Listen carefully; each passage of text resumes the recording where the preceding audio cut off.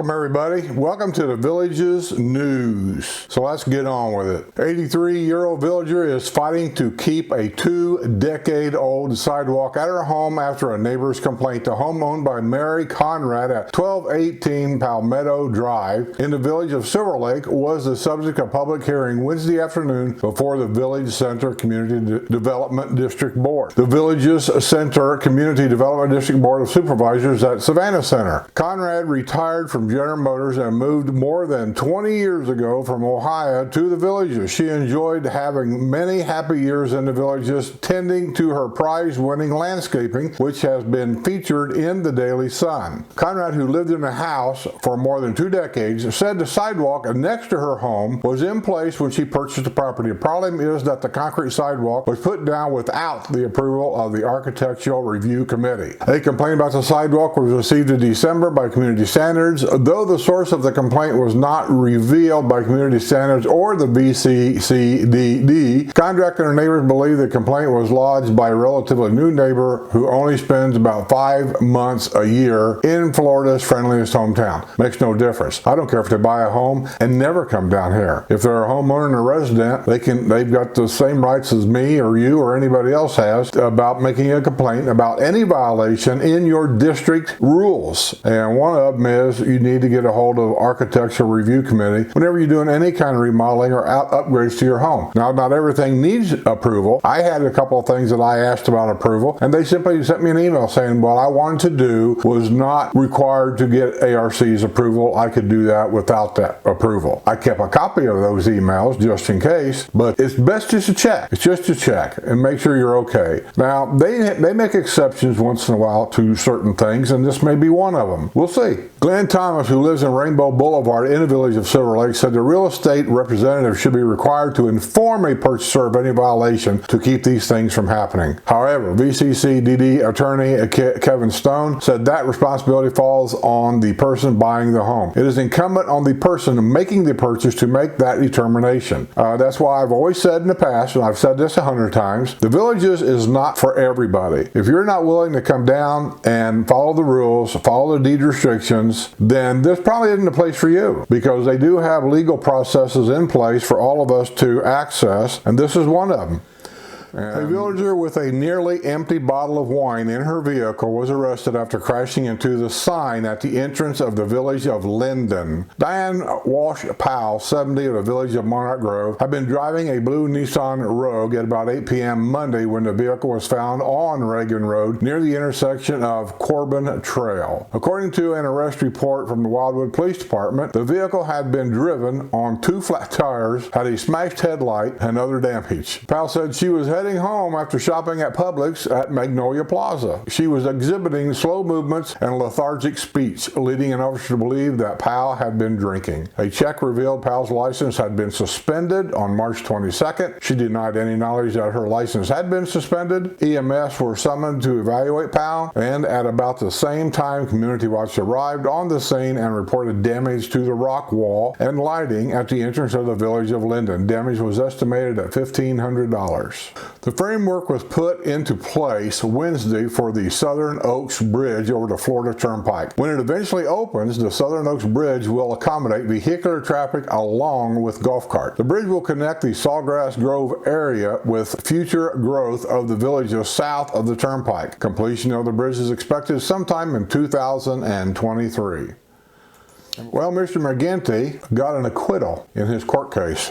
A villager has won an acquittal in the controversial political stalking case. An attorney for 73-year-old Ed McGinty of the village of Hadley asked Judge Mark Yearman for a directed acquittal during a trial Thursday in Sumter County Court. Attorney Melanie Slaughter requested a directed acquittal after concluding that the state had failed to prove the case against her client. McGinty, a vehement anti-Trumper, is well known in the villages for large signs posted around his golf cart in high visibility areas in the villages. McGinty was arrested September 24th after reportedly showing up at the home of a woman he had been accused of stalking. He had been banned from the Hadley pool the previous day after arguing with the woman, who had been wearing a Joe Biden suck shirt. In my mind, she's just as guilty. I've said this before and I'll say it again. She's just as guilty. She's the one that started this whole mess. But anyway, that's just my opinion. He reportedly called her a fat slob. Well, he probably shouldn't have done that. But the truth is, I don't believe name calling is against the law. I think that comes under freedom of speech.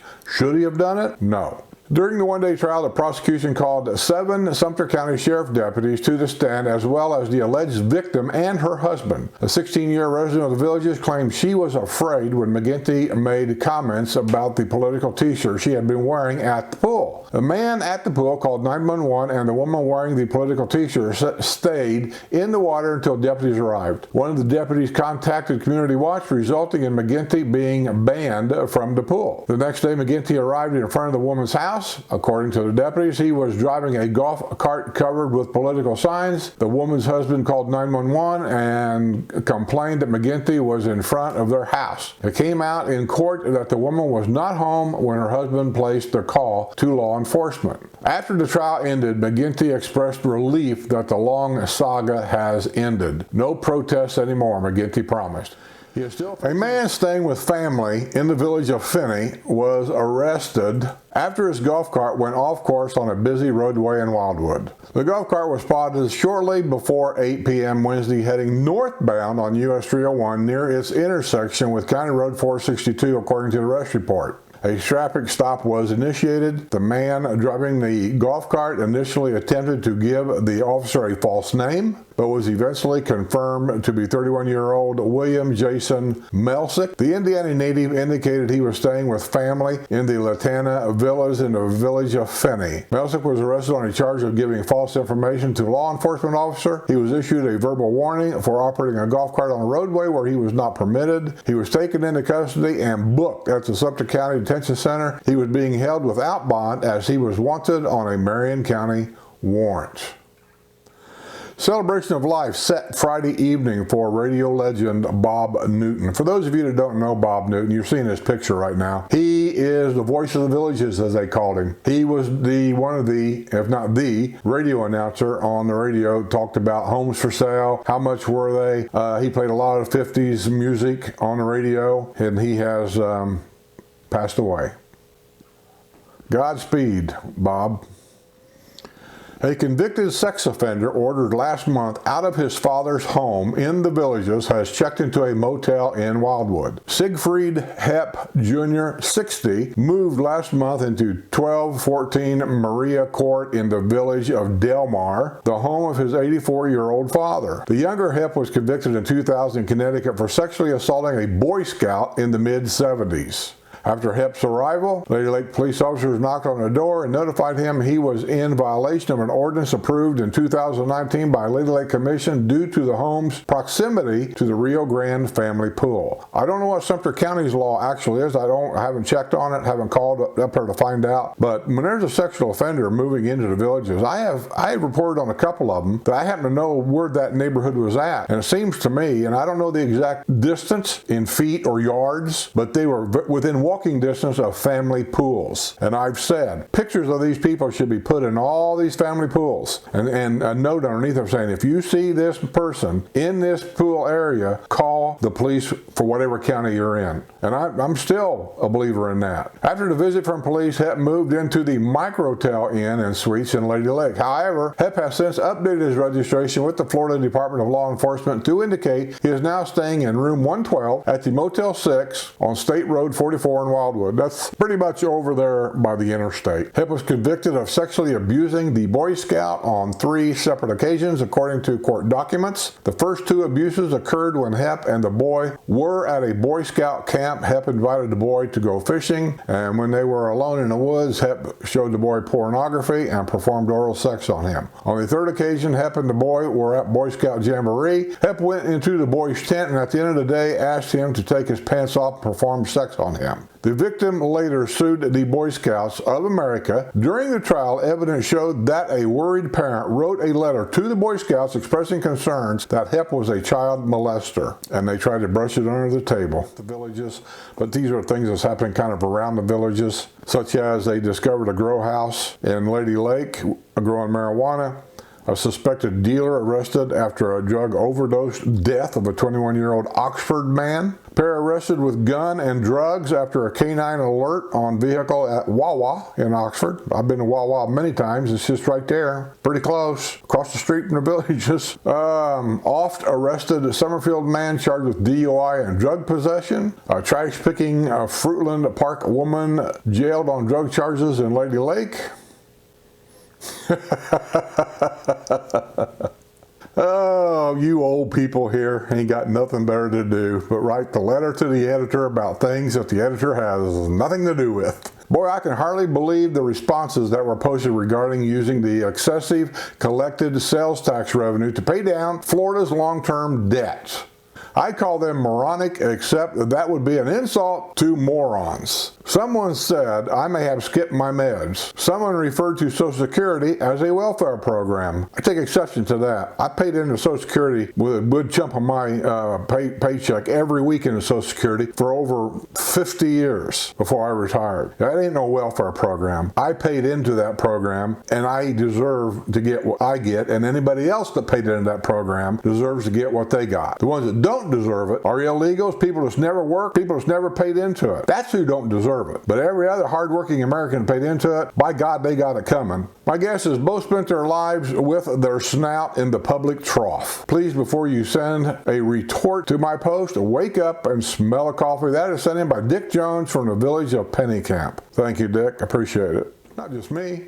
A large group of residents attended the Community Development District 1 meeting Friday morning to voice concerns about safety of golf carts on Morris Boulevard in the Villages. They got to be talking north of 466 up there, because from there, really all the way to Spanish Springs, unless you know of that one shortcut through Hacienda area right there. The roundabout there, I just think the whole thing is unsafe. Villager Jim Visaro served as spokesperson for the large contingent of residents, many of them are clad in red, to demonstrate their unity of purpose. Morris Boulevard is just crazy. There's a lot of traffic. You can talk to people who were here 25 years ago when County Road 466 was a two-lane road. It's gotten a lot worse over the years. The residents who live north of County Road 466 all had stories about the perils of traveling by golf cart on Morris Boulevard. I know it's a nightmare. I don't even like going up that way. Anytime I go that way from here, if I have to go up Spanish Springs by golf cart, which I do. I like to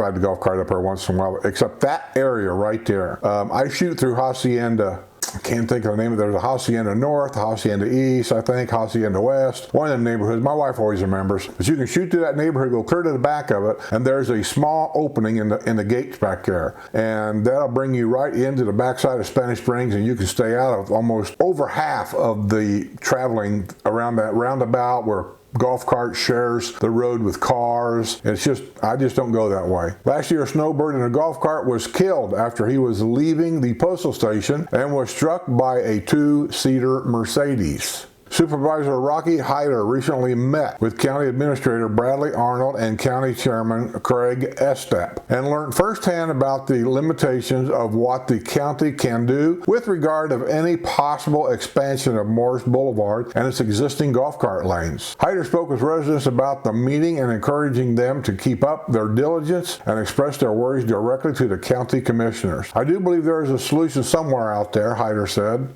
These politicians. He had proposed the addition of stoplights to slow traffic down. Stoplights doesn't slow traffic down. That's been proven many, many times. All it does is it makes people sitting at the stoplight more anxious. And then when they take off, they even want to go faster to try to beat the next stoplight. You don't believe that? Kokomo, Indiana. Evansville, Indiana. Check it out. Supervisor Ellen Cora has been on the warpath on this issue for years. It has been frustrating for the Sumter County Commission's unwillingness to take action. Yes, unwillingness.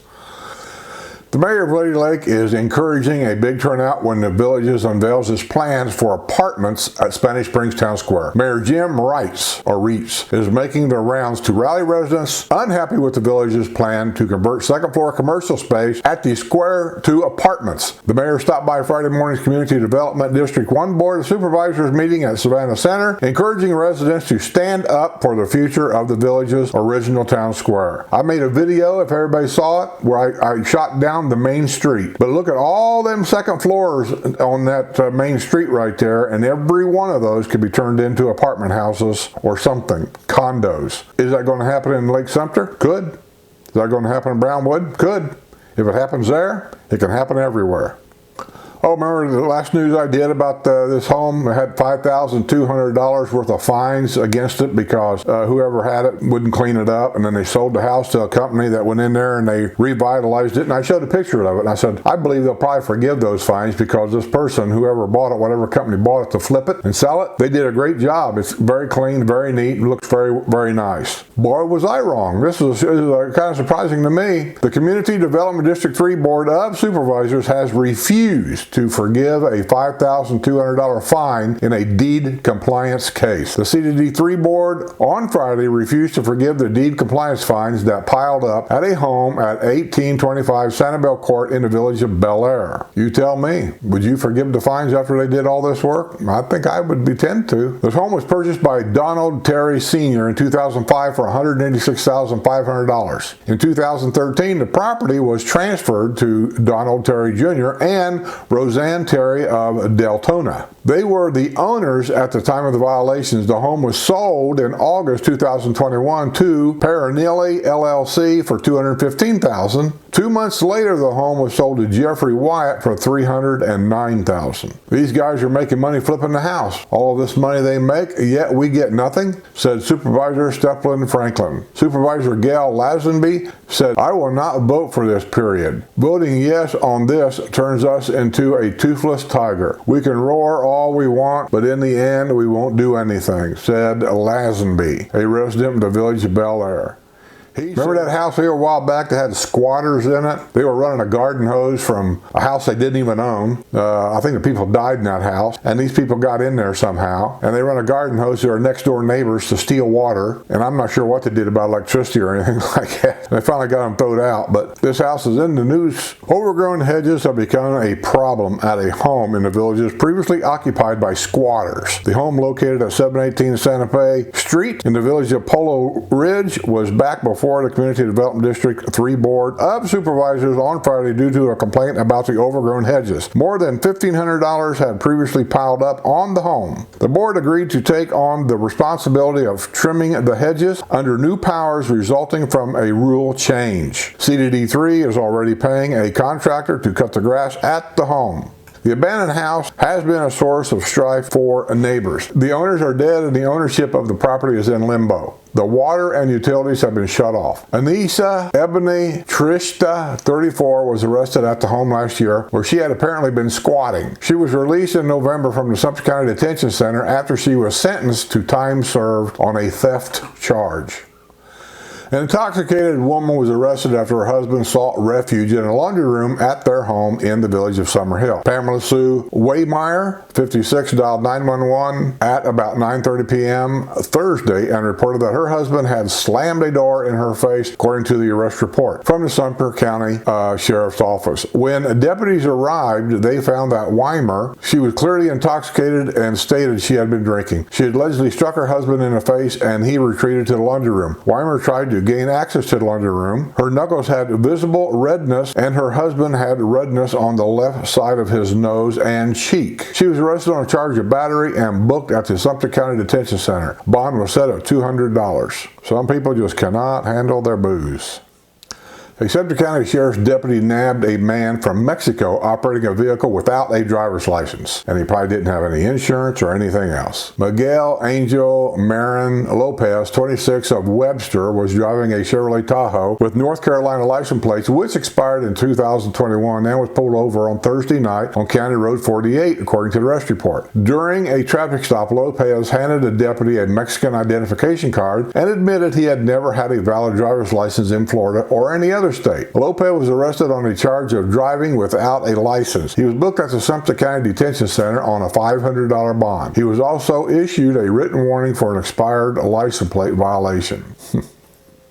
A showdown is set for Monday on a proposed $730,000 half-mile path in the villages. The Lake Meona walking trail has been a source of contention over the past few months. Proponents of the path argue the new amenity would provide a view of Lake Meona and the Black Lake Preserve that few villages get to experience now. Walking paths in the village of Finney and elsewhere south of 44 have proven to be immensely popular, and residents contend the North deserves walking trails. This side of the villages is in a great need of such a wonderful natural walking area. It would be a great addition of so many manners of thought and exercise. Our village birders would love such an opportunity to get some exercise and perhaps identify some birds along their way, said John Affleck of the village of El Santiago. FlexPave was put down in a renovation several years ago at Paradise Park on the historic side of the villages. It has proven to be extremely popular. The Lake Meona walking trail would also feature a timber bridge and ribbon curbing. The Lake Meona walking trail would be funded with amenity money under the management of the project-wide advisory committee, which oversees amenities south of County Road 466 and north of 44. The problem is the price tag. It started out at $150,000, then it grew to $430,000. It topped out at $760,000, but the district staffers are now bringing forward a negotiated price of $729,360 from Earthscapes Unlimited Incorporation. There have been some vocal critics of the project. PWAC Chairman Don Wiley has called it our big dig. Community Development District 10 Supervisor Steve Bova criticized the project as outrageous, considering economic uncertainties, prompting similar criticism from supervisors from other CDs. Well, we will see, as they say. A villager with a criminal record in Michigan has filed to run for a seat on the Sumter County Commission. Daniel Milkowski of the village of Lake Deaton filed paperwork Friday indicating he will run for the District 5 seat, which is currently empty as a result of the sudden resignation of appointed Commissioner Diane Spencer. Milkowski, who is running as a Republican, joins a field of candidates that includes suspended Commissioner Orrin Miller and villager Don Wiley, who currently serves as the chairman of the Project Advisory Committee. Milkowski ran unsuccessfully for the Sumter County Commission in 2020. According to the Oakland County, Michigan court records, Milkowski was arrested in 2011 for assaulting a police officer and resisting arrest. He served 3 days in jail and was placed on probation for a year. He was also ordered to stay away from alcohol and controlled substances. He was ordered into anger management. Milkowski ran unsuccessfully in 2010 for the Michigan House of Representatives. Pimlico Recreation Center and Family Pool will be closed. Saddlebrook Recreation Center and pool will be closed. Can you guess which is the busiest executive golf course in the villages? There were 763,961 rounds of golf played on executive golf courses during the first quarter of 2022, according to the Director of Executive Golf, Mitch Leininger. The most popular courses in the villages was the Volusia Executive Golf Course with 19,501 rounds played during the first quarter of the year. That's an executive golf course. It's only 9 holes. The Volusia course is located in the village of LaBelle. It is a par 28 and includes tees for golfers of all abilities. And usually a wet March may have put a bit of a damper on golf at the end of the first quarter. An average of 10 inches fell in March, and executive golf courses here in the Florida's friendliest hometown. The amount of rain was far above average for this time of year. We have had a lot of rain. I've noticed we've had lengthier cold weather too, like today. Here it is, the second week of April, going on third week of April. I got up this morning, it was like 50. This morning, 52. It's chilly. And for 3 days in a row, we had wind, lots of wind. Mira Mesa Executive Golf Course will be getting a $536,346 renovation. Mira Mesa is an old community, so it's probably about time that they worked on that golf course. Annual craft fair will be on Easter weekend at Brownwood Paddock Square. Sue will be going to that. Villages softball complexes will be closed for maintenance. A villager has been ordered to stay away from booze after a golf cart crash last year at Public. Jack Wallace, 67, who lives at 1109 Barcelona Drive in the village of Hacienda East, was seated in his golf cart at 8:45 p.m. September 9th when officers were called to the parking lot of the Publix grocery store at La Plaza Grande. That's next to Spanish Springs. According to an arrest report from Lady Lake Police Department, witnesses said Wallace had driven his golf cart into oncoming traffic, striking two vehicles. Wallace, who was convicted of driving under the influence twice in 1990 and again in 2000, had slurred speech. Wallace admitted that he consumed 5 beers and 2 shots. Throughout the course of the day, the arrest report said he was arrested on a felony charge of driving under the influence. He will lose his driver's license for 6 months and has been placed on probation for 1 year. The judge ordered Wallace not to possess or consume alcohol and to seek an alcohol evaluation and follow recommended treatment. In 2018, Wallace had been sentenced to time already served behind bars following his arrest after threatening a woman with a knife at his home in the village of Hacienda East.